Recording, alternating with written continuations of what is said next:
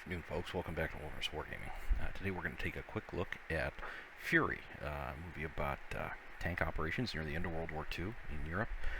Brad Pitt's a platoon sergeant commanding a platoon of Sherman tanks as they're pushing into Germany. Quick channel update. I'll have some vacation stuff out soon, but due to a large number of unexpected events, we didn't quite have the hike or the vacation we expected. So there's not going to be quite as much of that content as I would have liked, but we will still have some in the near future. Anyhow, let's take a quick look at this movie. All right, let's get the boys off. Get them off. Give me last man. All right, lady, you were the man. Button up. Okay, so what they're doing here is they are getting the infantry off of the tanks in order to deploy it and make this assault in this field. Now, there's already been a prior American offensive, and there's some soldiers out there, and they're going to try to relieve these guys and then push into the German defensive line now that they have tank support. Slow. You got bodies.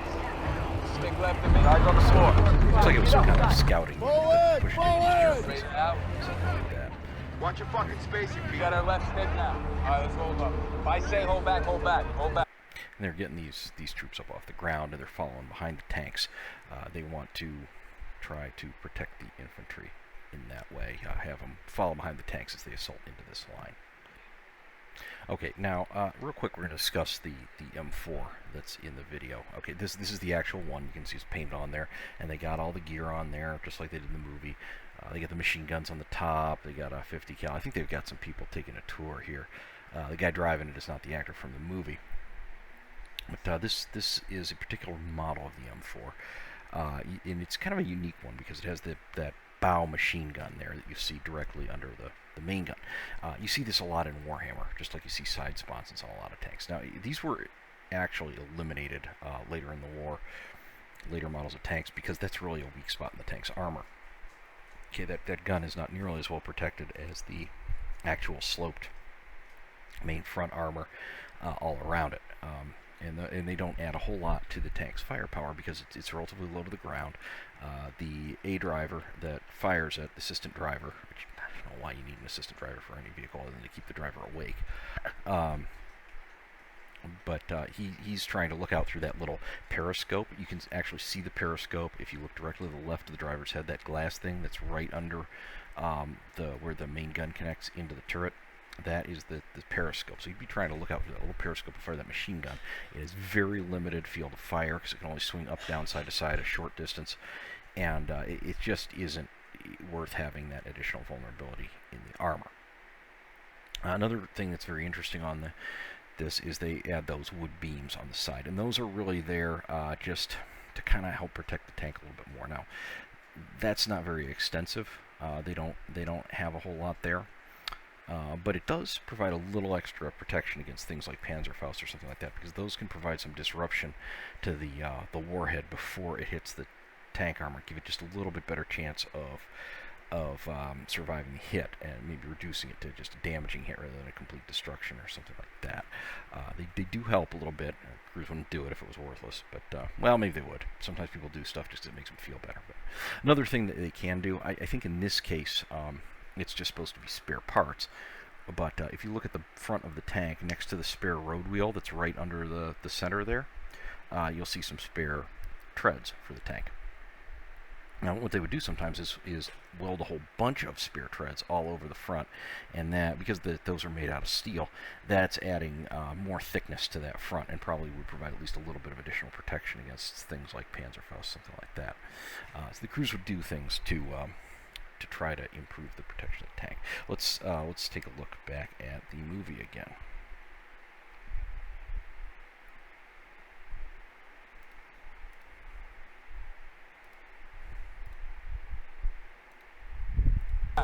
Left stick. Getting the infantry in here from behind the tanks, trying to protect them as they move forward, coming out of the. Left 1-3, right stick. You got troops on the ground. They're in a line. Fuck, right stick. Look at this. So this is about 10 years old. Because the Army's always changing everything. There's probably been some changes. But if we look at this, now this is our brigade combat team. It's a much higher echelon than a platoon, but the concept is the same.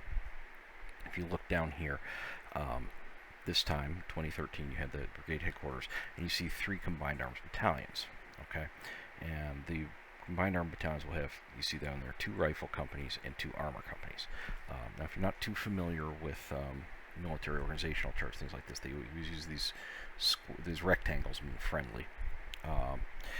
The oval shape in the middle of the box refers to the tread of a tank, so that's used for armor. The X means infantry. Over on the right, you'll see the black dots. That's for artillery.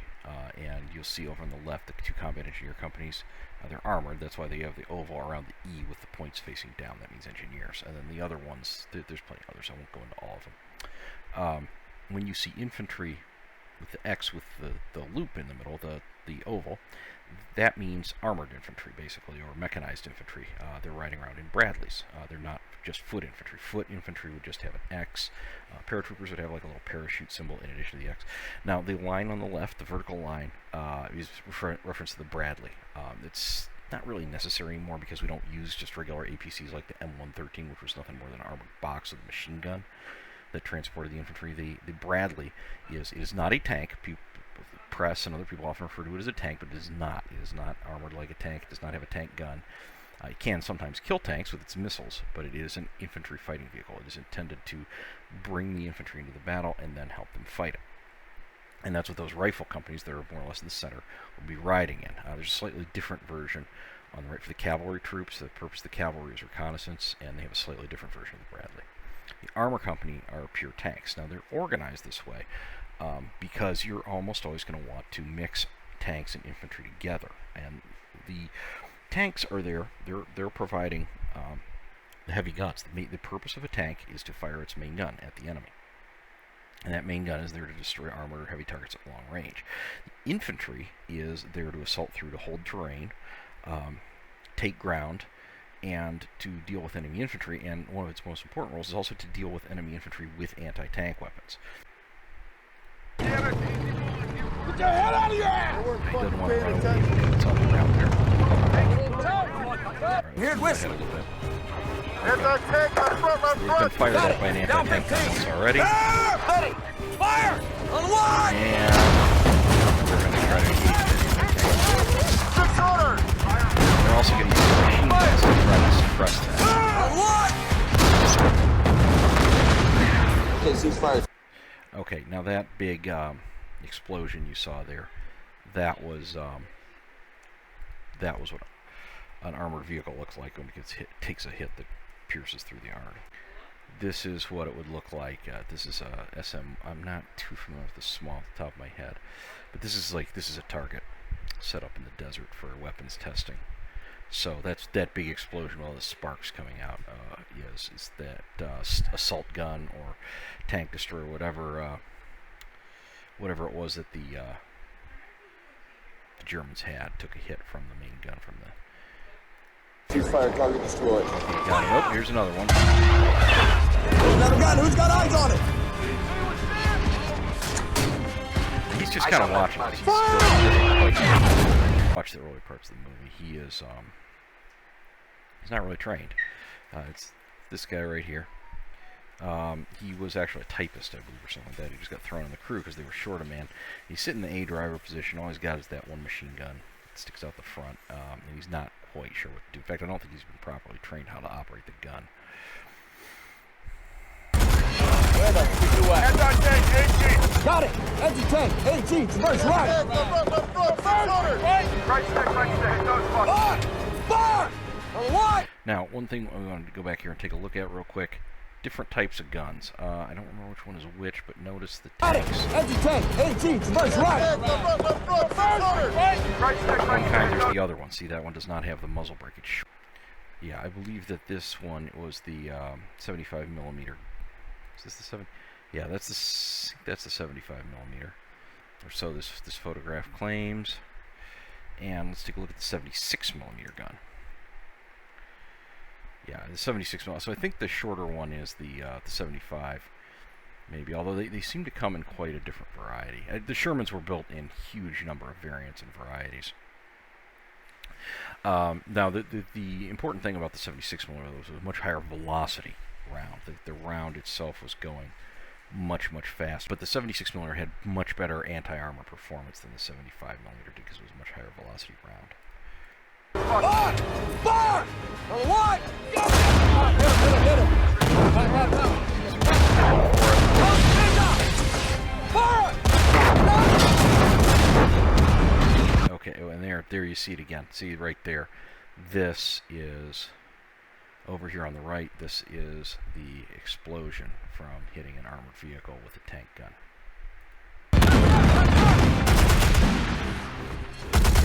Move up here.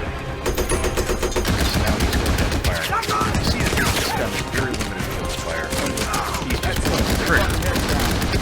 So he's just, okay, he's empty already. Gotta reload! Notice he doesn't know how to reload the gun. He may or may not have trained on this gun. Hey, get him! There's a Panzerfaust. Let's take a look at that. There's that, right? That thing right there that the soldier has. That okay. Very early, like what we would call a bazooka. You fired it from the shoulder. The reason for this big bulbous end on the front is that it had a shaped charge. I go over that in the video tomorrow. That's going to come out basically on armor and anti-armor weapons. These things stuck around for years and years after World War II. They're the predecessor of the RPG and all kinds of other anti-armor weapons. Here's a comparison of different types. Not sure exactly which one that guy has. It's too hard to see. Not this one, obviously. But that thing can kill a tank. Now, it doesn't have a very long range. It's not too accurate. So you can't shoot it way across the field. That's why they waited till the tanks are very close to fire it, because it's not that accurate. You're not going to hit the tanks when they're 600, 700, 800 yards away with it. You're going to miss. Waste your Panzerfaust. It's not like a javelin, where it flies over the top and then shoots down through the top armor. It's a very close-range weapon, but if you do get a close-range shot, it's a real threat to that tank. Hey, get him! Loading the gun! Loading the gun! Got him! He's loading. Now, that's the gunner, and he's firing a coaxial machine gun. See this tube right here next to the main gun? They've got a nice little circle around it for us. That is the coaxial machine gun. And it is called coaxial because it's on the same axis, same line as the main gun, and the gunner can use one sight to fire both of them. That gives the gunner a machine gun to use to engage targets when he doesn't want to use his main gun because it's not appropriate for the target or whatever reason. And you sure got that guy. Do your job! Do what you're here for! I was loading the gun! They got 12 o'clock, quarter, run them back. Okay, now they're really kind of not being fair to him. He wasn't properly trained. He didn't know how to load the gun. He did manage to eventually get it loaded, but he was firing. But it's important about character development. But it does show like what's going to happen if you put an untrained soldier into a job that he doesn't know how to do. You're likely to get a result like that. They're cruising along here in formation. Now, what's going on here is they're out here. They're cruising along in column. They're spread out a little bit. They're not all quite jammed together, but something kind of like this. These are T-72 technique from some Russian exercise, I think, back in 2017. And they're moving. Now, they don't have any infantry with them, and the reason is that they've been sent out to deal with this German SS infantry battalion that's coming to attack some vulnerable area in the rear of the division, and the tanks have the mobility to get there in time, trying to intercept them. And they don't realize is they're about to be ambushed by a Tiger tank. So they don't have any protecting infantry, and there's only the 4 tanks. Now, 4 Shermans against a Tiger is actually probably going to go pretty rough for the Shermans because the Sherman was a machine built for quantity, and the Tiger just had a lot of heavier armor, a much more powerful gun, long range, good performance. The biggest liability of the Tiger was the fact that it was very expensive and difficult for the Germans to maintain. They only built a little over 1,300 of them, which is not a lot for a World War II tank. I believe over 45,000 Shermans were built. And not to mention thousands and thousands of the smaller German tanks that were built. But the usual way to deal with a Tiger tank was just to overwhelm it with numbers, and 4 is not a lot. I believe in the real world it was often 8 to 12 Shermans would be used to kill a Tiger. Better yet, and bring this guy in, and he will kill the shit out of any Tiger tank you want with his P-47. He will absolutely make a mess of that tank in no time flat, but they don't have any way to call for air support apparently.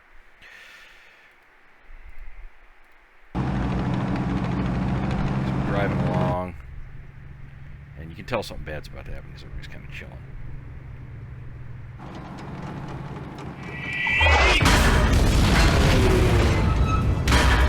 Okay, and that's a catastrophic kill. That tank's completely gone. Turret's popped off. That's ideal. If you're shooting a tank, that's an ideal kill. Now, what makes you wonder about this scene is why he didn't kill the lead tank to block the other ones. That would probably be better, but maybe this was just the one he had the clear shot at. He may not have seen him. I don't know. Reverse, hard left, reverse! Fuck! Back up, hard left! Passes, back up! Go! Let's go! Go! R6! The fuck was it?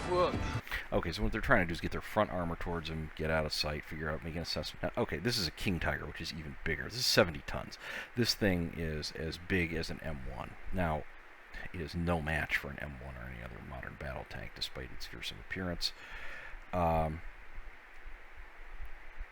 Its armor is actually very thin compared to a modern tank, but much thicker than the Shermans. And granted, we're looking at the King Tiger here, so this is a little bit bigger and more powerful, better protected than the actual Tiger. But it's a good. It's still not a bad approximation. Do we have any better comparisons here?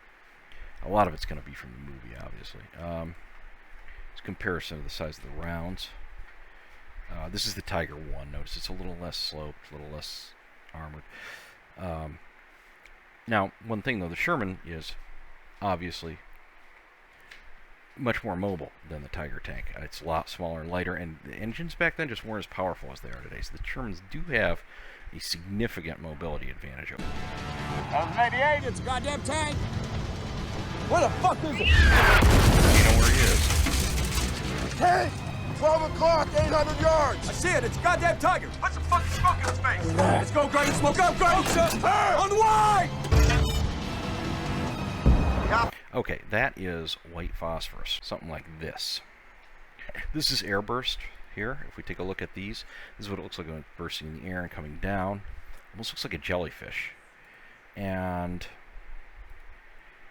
this is a ground burst. Now this produces a huge amount of smoke. Now this stuff is more threatening than it looks like because it burns incredibly hot with incredible intensity. It's very, very hard to put out. You can't just throw water on it. But in this case, they're shooting at a tank. The goal is not to kill the tank with the white phosphorus. It's not great at killing tanks. What their goal is to create the smoke, put it right in the tank's face so that they can't see through. Remember, there's no modern imaging systems. There's no thermals. There's nothing like that. So that the Tiger will be unable to see them if they get smoke right up in front of it, blocking it. And that'll buy them some more time. And it'll also force the Tiger to move and maybe give them an opportunity to shoot it in the flanks or the back where its armor is much thinner. Get to the crossroads. We gotta get past them.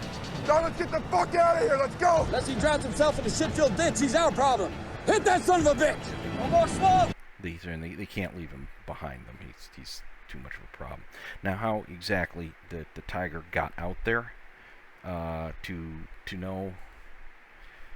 ambush them, that's a little bit unclear. But at this point in the war, the Germans were just doing anything they could, trying to stave off defeat for a few more weeks. And they probably didn't have enough Tigers or enough tanks to really execute proper tank tactics, so he was just out there on that road waiting for some American to come along. Now, me, if I'd been the German commander, I would have mixed him in with the infantry battalion that's going to show up later, but wasn't me in charge, so. What? Shoot that fucker! Firewood ready! Stop! Okay, so they're getting the smoke out there. Now they're going to...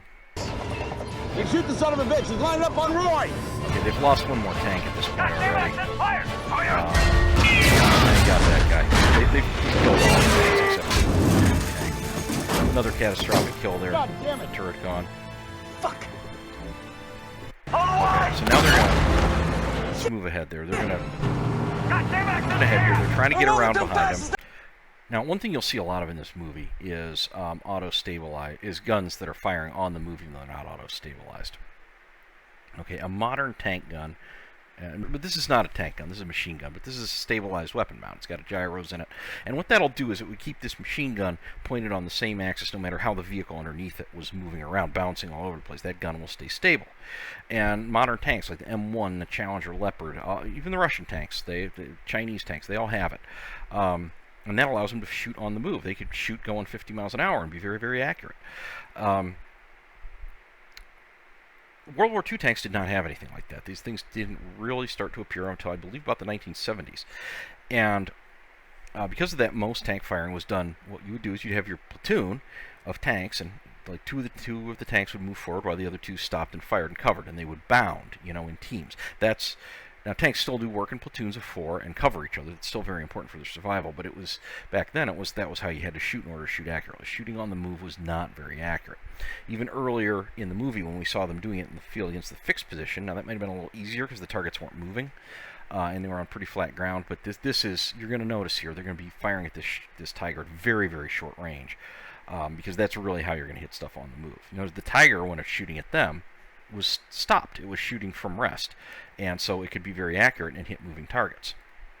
Bible, steady! Okay. Steady! Look, he took it out! Come on, Bible! Motherfucking shoot him! Steady! Now! For one! Now he hit there. Now, see that's the rear armor of the Tiger. You because this armor on the back is much, much thinner. The turret's facing completely the other way. But now we'll notice. Fuck, ready, one more, Greg, again, unload! Okay, now he got it. Still took 2 hits to put him out. I think the engines in the rear, the engine block, acted somewhat as protection for the crew against that hit. All right. So that's kind of how an engagement like that would go. In fact, that actually worked out better for the one surviving Sherman than you would think. Had they had some infantry with them, I don't know if it would have really changed too much. The infantry had bazookas, stuff like that. Air cover, that would have definitely helped. Had they had 2 platoons of tanks, 8 of them would have made a big difference. But the Sherman was built to fight in numbers, and the Tiger was built to be the best tank it could be. It turned out that introduced a lot of problems with weight, maintainability, sustainability, maintenance, all those kind of things. The Sherman was just overall a good performing vehicle, much like the Soviet T-34. But anyhow, thanks for watching. Please remember to like, subscribe, comment down below, and click the notifications bell for more great content from Wilderness Wargaming. And we'll see you back here again very soon. Bye-bye.